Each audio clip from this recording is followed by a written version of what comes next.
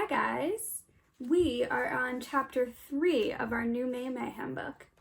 Chapter 3 is called Done in a Flash. Okay, forget what I just said. The after-school makeup session with Mrs. Cruz totally bothered me. As soon as I walked into the classroom, I wished I could teleport to the pits. Why? Well, do you see that board? I have to do all those math problems, and it's going to take forever. Look, she's learning just the kind of stuff you guys are. Pretty cool. I groaned as I pulled out a piece of paper and a pencil.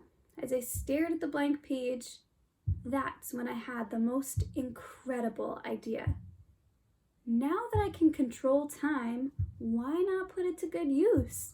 If I paused this moment, then I could do all the work, hand it in, and still get to the pits on time. I reached out my hand, and like before, everything froze. Then I solved all the problems as quickly as I could.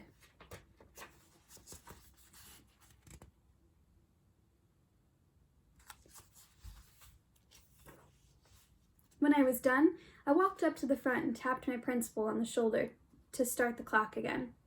"Here's my work, Mrs. Cruz," I said. "What? We just started the class a minute ago," she cried.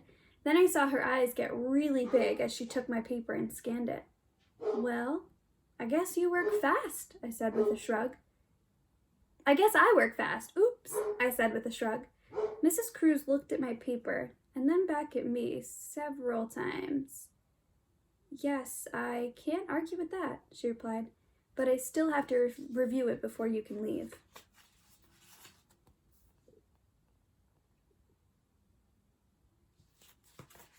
I wonder if she did really good or if she messed up a couple because she was rushing. This was an unexpected speed bump in my awesome time-saving plan, and I didn't know a shortcut out of this one. So I sat there and I waited while Mrs. Cruz checked my work. It took forever.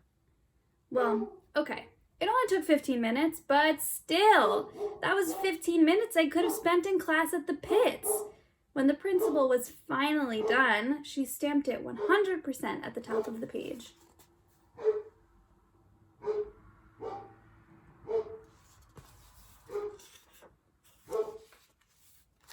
"I still don't see how you did it," she said, "but great job." "Thanks, Mrs. Cruz," I said, cramming the paper in my pocket as I headed for the door. "Oh, Mia," she called after me. "Remember, don't be late tomorrow." I nodded with a smile. But the truth was that I had no idea what would happen in the morning.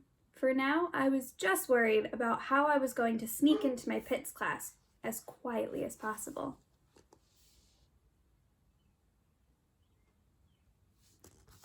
And that brings us to chapter 4. See you later, kiddos.